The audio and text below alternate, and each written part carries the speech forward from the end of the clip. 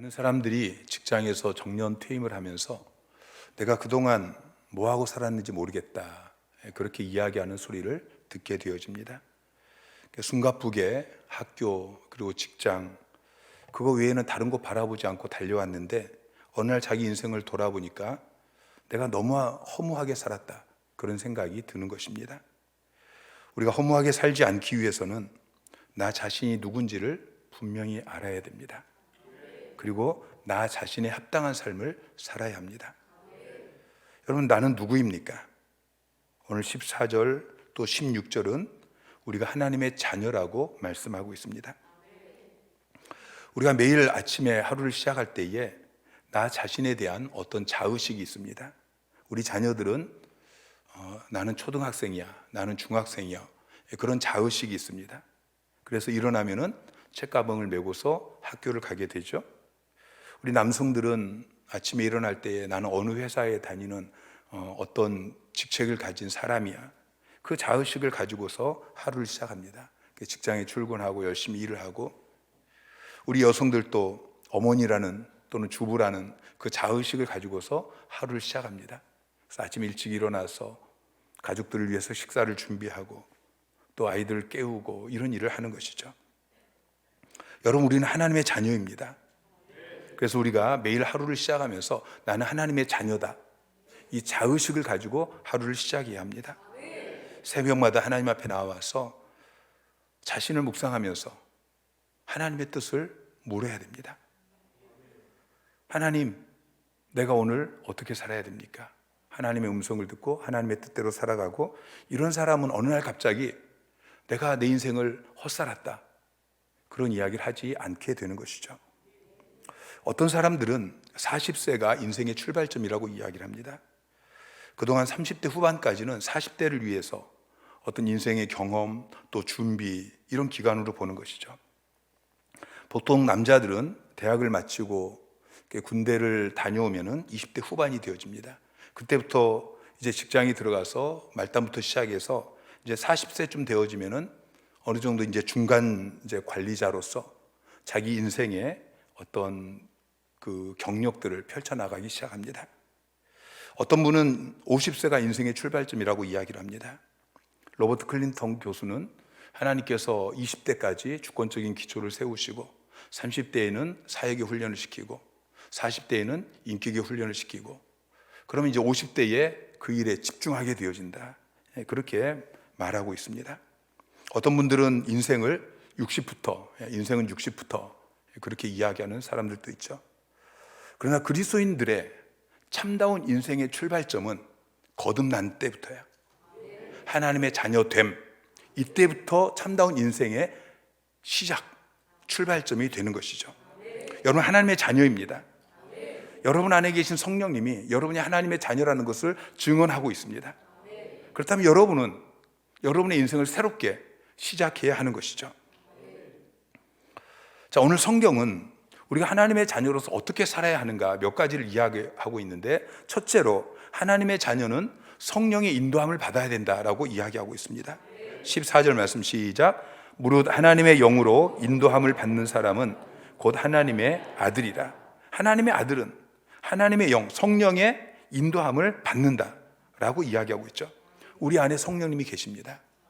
느껴지지 않더라도 여러분 안에 성령이 계시는 것을 믿으시기 바랍니다. 날마다 내 뜻, 내 욕심, 육신의 정욕, 안목의 정욕, 이생의 자랑, 이것대로 사는 것이 아니고 그것은 내려놓고 성령의 인도함을 받으며 사는 자가 되어야 하는 것입니다. 바울은 12절에 육신에게 져서 육신대로 살지 말라고 우리에게 도전하고 있습니다. 육신대로 살면은 반드시 죽는다, 13절에 그렇게 이야기하고 있죠.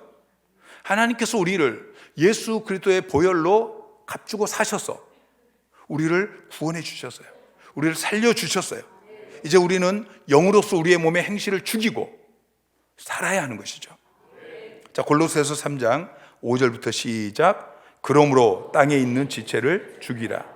곧 음란과 부정과 사욕과 악한 정욕과 탐심이니 탐심은 우상 숭배니라. 이것들로 말미암아 하나님의 진노가 임하느니라.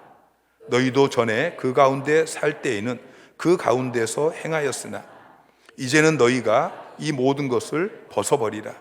곧 분한과 노여움과 악의와 비방과 너희 입에 부끄러운 말이라.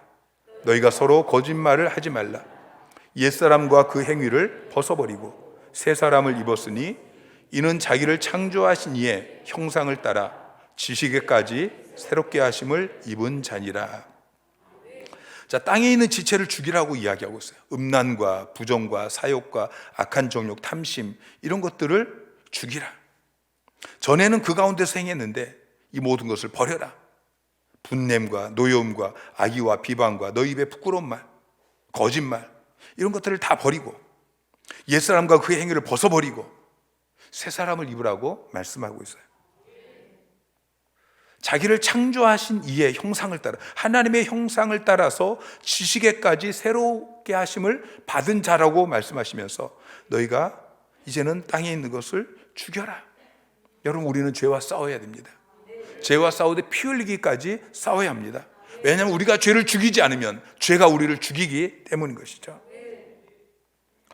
자, 성령의 인도를 받아야 되는데 우리가 어떻게 성령의 인도를 받을 수 있습니까? 성경은 하나님과 우리와의 관계를 목자와 양의 관계로 표현을 하고 있습니다. 양은 목자가 필요하죠. 양은 아주 어리석습니다. 그래서 초장에 놔두면 초장에서 풀을 뜯어 먹는데 배가 터질 때까지 그렇게 풀을 뜯어 먹습니다. 그래서 목자가 양들을 푸른 풀밭에 눕도록 그렇게 인도해 줘야 하는 것입니다. 팔레스타인에서 목자는 양들 앞을 걸어갑니다. 목자가 먼저 걸어가고 양들은 목자 뒤를 따라가죠. 성령의 인도를 받는다는 것은 말씀이 앞서가고 우리는 그 뒤를 따라가는 것입니다. 먼저 하나님이 우리에게 말씀하시고 하나님의 음성을 듣고 성령의 감동함을 받고 그리고 그 뒤에 우리가 따라가는 것이죠. 여러분, 성령의 인도함을 받으며 살고 있습니까? 성령의 인도를 받고 사는지 그렇지 않은지 우리가 알 수 있는 간단한 방법은 여러분들이 어떤 상황에 처했을 때, 특별히 여러분이 원치 않는 그런 상황 가운데 여러분이 처했을 때 여러분이 기뻐하고 여러분이 평화를 누리고 인내하고 사랑하고 온유하고 절제하고 그렇다면 여러분은 성령을 따라 살고 있는 것입니다. 왜냐하면 갈라디아서 5장 22절 23절에 성령의 열매는 사랑과 희락과 화평과 오래 참음과 자비와 양성과 충성과 온유와 절제라고 말씀했기 때문에 여러분이 성령의 인도함을 받는다면 어떤 상황에도 여러분의 삶에 이 성령의 열매가 나타나게 되는 것이죠. 근데 여러분이 상황에 따라서 성령의 열매가 나타나는 것이 아니고 미움, 다툼, 시기, 질투 이런 게 나타나고 있다면 여러분 성령의 인도함을 받고 있지 않다는 것입니다. 여러분, 하나님의 자녀입니다. 하나님의 자녀는 하나님의 인도함을 받아야 됩니다. 성령의 인도함을 받아야 됩니다. 또 하나님의 자녀는 아버지께 부르짖어 기도해야 합니다. 15절 말씀 시작. 너희는 다시 무서워하는 종의 영을 받지 아니하고 양자의 영을 받았으므로 우리가 아빠 아버지라고 부르짖느니라. 하나님의 자녀는 하나님을 아빠 그렇게 부를 수 있는 것입니다. 아빠는 아들이 자녀가 아버지를 신뢰하면서 아버지를 친근하게 부르는 그 호칭이 아빠죠. 히브리어도 아바예요. 아바. 여러분이 하나님의 자녀이기 때문에 하나님은 여러분의 아빠이십니다.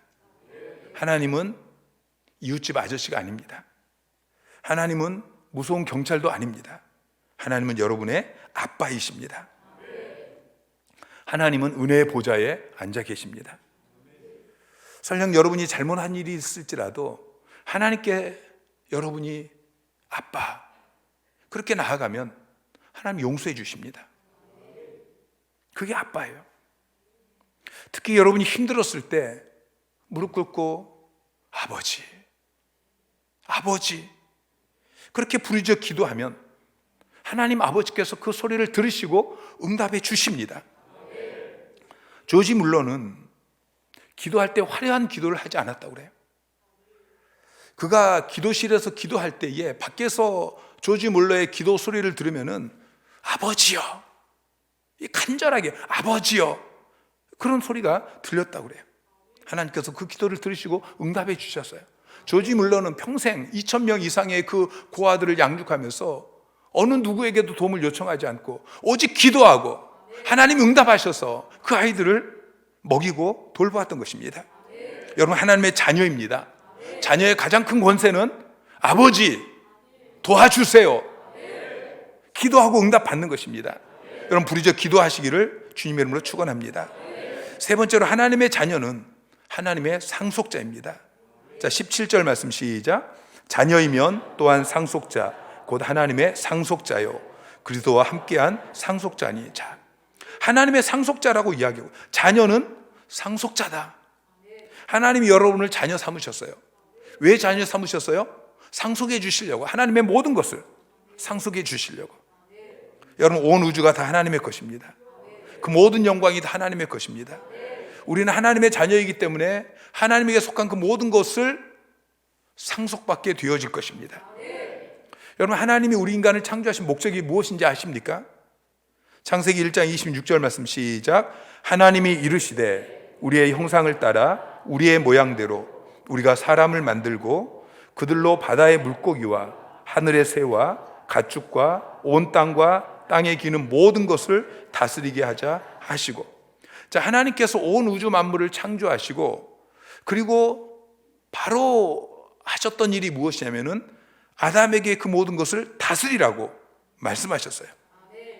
하나님은 하나님이 만드신 온 우주 만물을 다스리게 하시려고, 우리에게 주시려고 우리를 만드셨어요.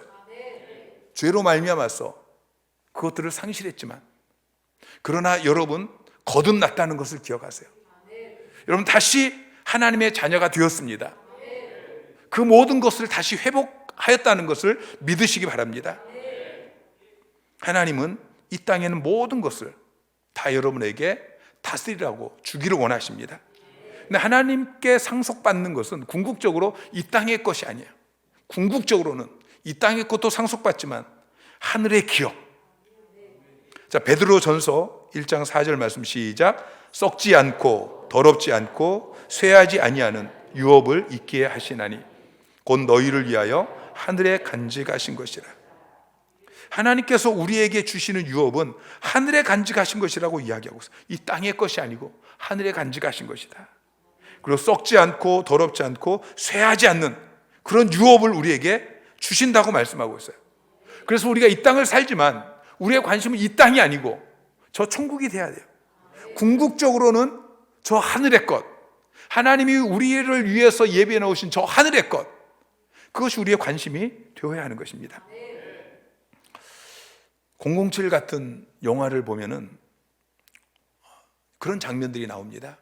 유명 인사가 파티에 참여를 합니다. 근데 그 파티에 그 유명 인사를 암살하기 위해서 테러범이 침투를 합니다. 그 첩보를 듣고서 FBI 요원들이 그 테러범을 막기 위해서 그 중요한 유명 인사를 구하기 위해서 계획을 세웁니다. FBI 요원들을 그 현장에 파견을 하죠. 그러면은 그 요원들이 파티에 손님처럼 그렇게 가장을 하고 참석을 합니다. 그 작전에 수행하고 있는 이 FBI 요원들의 모습은 거기 참석하고 있는 손님들하고 전혀 다르지 않습니다. 똑같이 턱시도를 입고, 그리고 그곳에 참석한 그 손님들하고 같이 인사도 나누고, 또 그 정말 멋진 드레스를 입은 그 여인들과 함께 춤도 추고, 그런데 그들의 귀에는 사람들의 눈에 띄지 않는 작은 이 무전기가 달려있죠. 그래서 항상 그 무전기를 통해서 이 교신을 주고받는 것입니다. 무전기에서 어떤 지시, 어떤 명령이 떨어지면 그때부터 이 요원들은 뛰기 시작합니다. 사람들 그 인파를 헤치고 가서 자기에게 주어진 그 사명을 감당하는 것이죠. 그저 파티를 즐기는 게 그들의 사명이 아니라는 것입니다. 그것이 바로 세상 사람들과 하나님의 자녀의 차이점인 것이죠. 그 요원들은 파티에서 아름다운 음악 소리가 나올 때에 거기에 귀를 기울이지 않습니다. 귀에 꽂은 그 무전기, 거기에서 나오는 소리에 귀를 기울입니다. 파티에 참석한 사람들이 세상 이야기를 나눌 때, 예를 들어서 주식이 올라갔다 내려갔다, 뭐 금값이 폭등했다 폭락했다 이런 이야기를 할 때에 거기에 귀를 기울이지 않습니다. 그들은 항상 이 귀에 꽂은 그 무전기를 통해서 위에서 지시하는 거기에 귀를 기울입니다. 마찬가지로 하나님의 자녀는 항상 하나님의 음성에 귀를 기울여야 하는 것입니다. 성령의 인도하심에 귀를 기울여야 하는 것입니다. 그리고 자기에게 어떤 임무가 떨어졌을 때에 온 몸을 바쳐서 자기의 사명을 감당해야 하는 것이죠. 그러니까 당연히 뭐가 따라옵니까? 고난이 따라오는 것입니다. 그래서 하나님의 자녀는 고난을 받아야 합니다. 자, 17절 뒷부분을 보면은 우리가 그와 함께 영광을 받기 위하여 고난도 함께 받아야 할 것이니라. 고난을 받아야 된다라고 이야기하고 있어요. 우리는 고난을 좋아하지 않습니다. 내 삶 가운데 내 사랑하는 자녀들의 앞길에 고난이 없었으면 좋겠다. 이게 모든 사람들의 생각입니다. 그런데 현실은 그렇지 않습니다. 모든 사람의 삶에는 예외 없이 고난이 있습니다. 고난은 피해갈 수 없는 것입니다. 그런데 바울은 거기서 한 걸음 더 나아가서 고난을 받아야 된다고 이야기하고 있어요. 고난이 있을 수 있다. 살다 보면 고난이 있을 수 있다. 그렇게 이야기하는 것이 아니고 고난도 함께 받아야 된다. 더 적극적으로 표현하고 있는 것이죠. 하나님의 자녀는 이 땅에서 고난을 받습니다. 성경은 마태복음부터 요한계시록까지 우리에게 고난을 피하라 그런 권면은 한 번도 나오지 않습니다. 오히려 고난을 받으라는 말씀이 수없이 기록되어 있습니다. 베드로전서 4장 13절 말씀 시작. 오히려 너희가 그리스도의 고난에 참여하는 것으로 즐거워하라. 이는 그의 영광을 나타내실 때에 너희로 즐거워하고 기뻐하게 하려 함이라.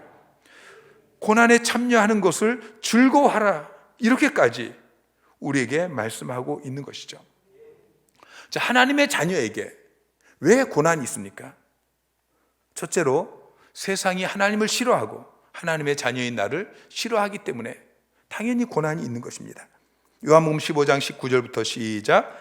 너희가 세상에 속하였으면 세상이 자기의 것을 사랑할 것이나 너희는 세상에 속한 자가 아니요 도리어 내가 너희를 세상에서 택하였기 때문에 세상이 너희를 미워하느니라. 내가 너희에게 종이 주인보다 더 크지 못하다 한 말을 기억하라. 사람들이 나를 박해하였은즉 너희도 박해할 것이요. 너희가 세상에 속하지 않았기 때문에 세상이 너희를 미워한다. 세상 사람들이 예수 그리스도를 박해한 것처럼 너희도 박해할 수밖에 없다. 세상과 하나님은 적대 관계에 있습니다. 그래서 우리가 하나님의 자녀로서 하나님의 인도하심을 받고 하나님의 말씀대로 살고 그러면 당연히 우리에게도 고난이 따라오게 되어 있는 것입니다. 사도행전 14장 22절에 제자들의 마음을 굳게 하여 이 믿음에 머물러 있으라 권하고 또 우리가 하나님의 나라에 들어가려면 많은 환난을 겪어야 할 것이라. 자, 하나님 나라에 우리가 들어가기 위해서는 어떻게 해야 된다고요? 많은 환난을 겪어야 된다. 성경은 여러분 하나님 나라에 들어가기를 원하십니까? 여러분 가정이 하나님 나라 천국이 되기를 원하십니까? 여러분의 심령이 천국이 되어지고 여러분의 일터가 천국이 되어지고 여러분이 받는 모든 땅이 천국이 되기를 원하십니까? 그럼 여러분 많은 환난을 받으셔야 됩니다. 이 믿음에 머물러 있으라 말씀하고 있어요. 여러분 믿음을 어디에 두고 있습니까? 말씀에 두셔야 되는 것입니다. 하나님 나라에 들어가려면 많은 환난을 겪어야 할 것이니라. 여러분 이 말씀을 믿으세요. 세상 사람들의 헛된 이야기에 여러분의 믿음을 두지 마시고 우리는 하나님 나라 백성으로서 하나님의 자녀로서 하나님 나라 들어가기 위해서 많은 고난을 받아야 하는 것입니다. 고난이 우리를 성숙하게 만들기 때문에 고난이 우리를 우리 인생의 목표는 예수 그리스도를 믿고 구원받은 우리의 인생의 목표는 성화입니다. 고난이 우리를 성화시켜요. 한 어부가 두 아들을 데리고 고기를 잡기 위해서 바다로 나갔습니다. 고기를 많이 잡고 만선이 되어서 집에 돌아오려고 하는데 갑자기 폭풍우가 몰아치기 시작합니다. 날이 어두워지고 집으로 돌아가는 그 방향을 잃어버립니다. 바다에서 표류하는 거예요. 이제 시간이 지나면 배가 파괴되고 이 산부자가 바다에 빠져 죽을 수밖에 없는 그런 절망적인 상황 가운데 어디선가 갑자기 작은 불이 보이기 시작하더니 그 불길이 점점 커져서 큰 불기둥이 되어져요. 어부가 그 불기둥을 바라보면서 저것이 육지다. 그래서 그곳을 방향으로 삼아가지고 하여튼 가까스로 노를 저어서 살아서 돌아오게 되어졌어요. 집에 돌아와 보니까 그 부인이 울먹이면서 집이 다 불타버렸다고. 그 순간 이 산부자가 하늘을 바라보면서 두 손을 모으고 감사 기도를 드렸어요. 하나님 감사합니다. 우리 집에 불이 나지 않았다면 우리는 육지를 찾지 못하고 바다에서 다 빠져 죽었을 텐데. 여러분, 이 어부의 아내를 생각해 보세요. 남편도 없어요. 자식도 없어요. 자기 혼자 집에 있는데 집에 불이 났어요. 그 불을 끄지 못하고 그 불이 결국 자기 집을 다 태워버렸어요. 여러분, 이 여인의 그 고난의 의미를 이 여인이 어떻게 알 수 있겠어요? 우리가 IQ가 150도 안 되니까 하나님이 하시는 일이 이해가 잘 안 되는 거예요. 그러나 기억하십시오. 고난에는 유익이 있습니다. 고난은 우리를 겸손하게 만들어요. 알아서 기는 인생이 없어요. 고난이 찾아와야만 겸손해져서 낮아져서 하나님을 찾게 되어져요. 고난 속에서 우리는 성장하게 되어집니다. 고난을 겪어야 사역을 잘할 수 있도록 성장하게 되어져요. 고난 속에 우리가 성숙해요. 우리 인격이 성숙해요. 사람과 부딪혀야 그 속에서 정말 마음이 아프고 관계가 깨어지고 이런 경험을 해야만 우리의 인격이 성숙하게 되어지는 거예요. 고난이 있어야 이 땅만 바라보면서 그렇게 살아가던 우리가 하늘을 쳐다보게 되어져요. 천국을 바라보게 되어져요. 천국을 소망하게 되어져요. 여러분, 고난이 우리에게 그런 유익이 있는 것입니다. 고난은 우리를 영광스럽게 만듭니다. 18절 말씀에 보면은 생각하건대 현재의 고난은 장차 우리에게 나타날 영광과 비교할 수 없도다. 바울은 현재의 고난이 미래의 영광을 가져다 준다고 말하고 있습니다. 그리고 미래에 우리가 받게 되어질 그 영광은 지금 당하는 고난과는 비교할 수 없다. 여러분 기억하십시오. 지금 여러분이 당하는 고난이 여러분을 장차 무엇보다도 저 천국에서 영화롭게 만듭니다.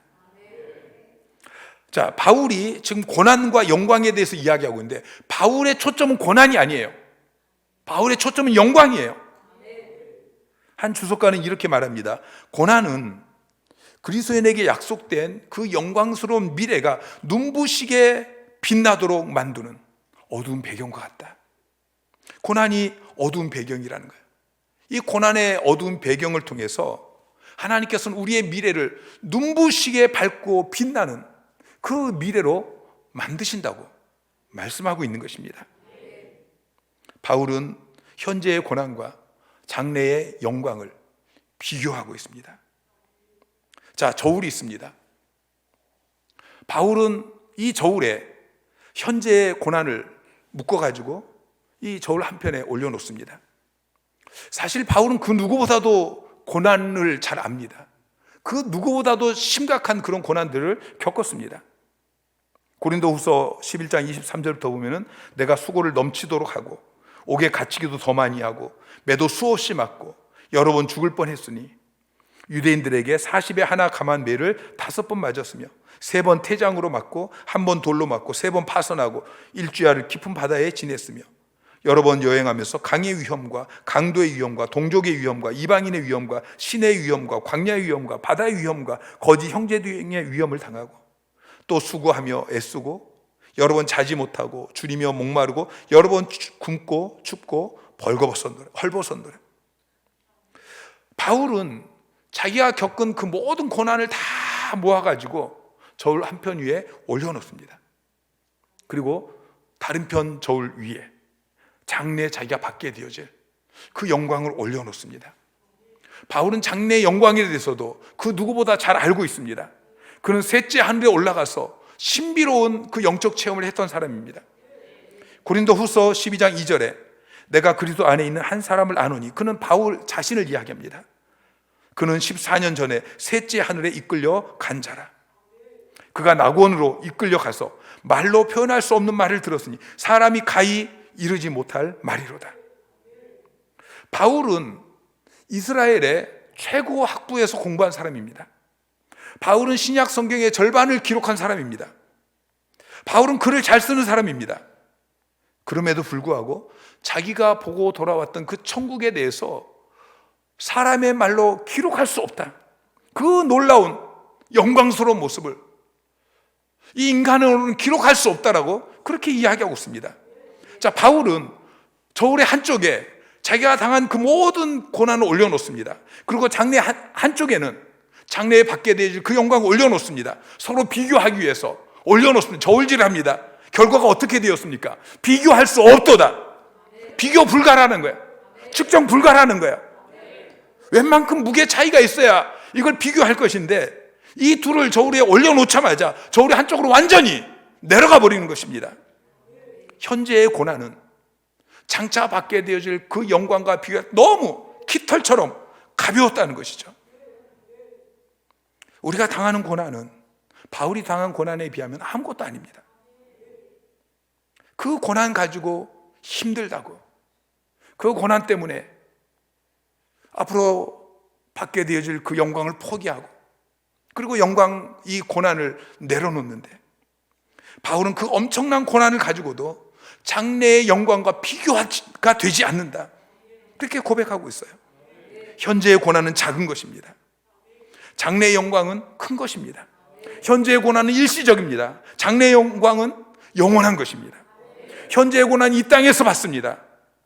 영광은 저 천국에서 받습니다. 고난은 사람에게서 옵니다. 그러나 영광은 하나님에게서 주어지는 것입니다. 바울은 우리가 하나님의 상속자라고 말씀하고 있습니다. 그리고 하나님의 상속자는 고난과 영광을 동시에 상속받는다고 이야기하고 있죠. 부모가 유산을 남겼습니다.